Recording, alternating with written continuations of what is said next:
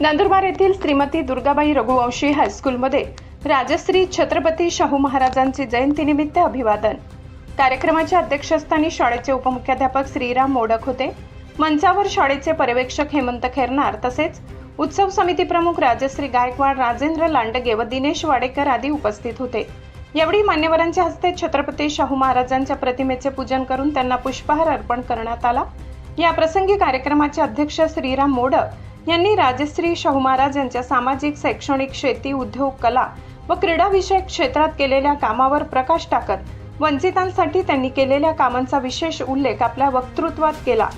यावेळी सोहम गवडी, रघुराज परदेशी या विद्यार्थ्यांनी आपले मनोगत व्यक्त केले।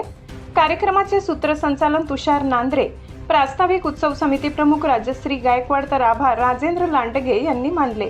कार्यक्रमाच्या यशस्वीतेसाठी सर्व शिक्षक, शिक्षकेतर कर्मचारी वृंद यांनी परिश्रम घेतले।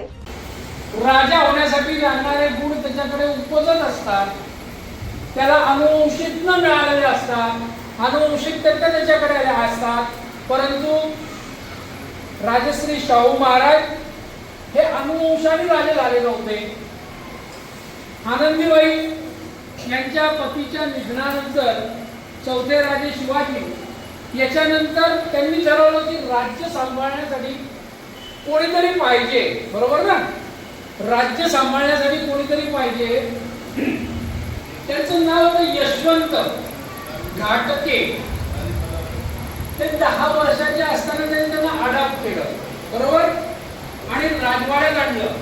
राजवाड्यातले संस्कार त्यांच्यावरती झाले आणि 20व्या वर्षी त्यांना राजगादीवर बसवलं। राजगादी माहिती आहे, म्हणजे राजा राजा जो निर्णय देईल त्याच्यावर प्रजा चालते।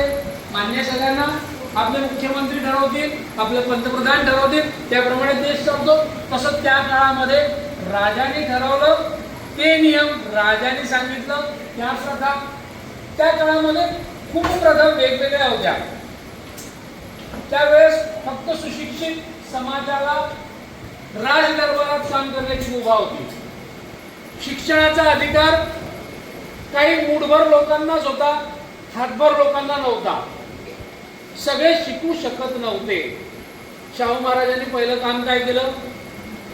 शिक्षण सक्तीचं केलं। त्यांनी अभ्यास केला, जर माझ्या राज्यातले लोक सुशिक्षित असतील तर विकासाकडे जाण्यासाठी मार्ग प्रशस्त करतील। नुसतं त्यांनी बोलून सोडलं नाही। त्यांनी मागासवर्ग, बहुजन समाज याला 50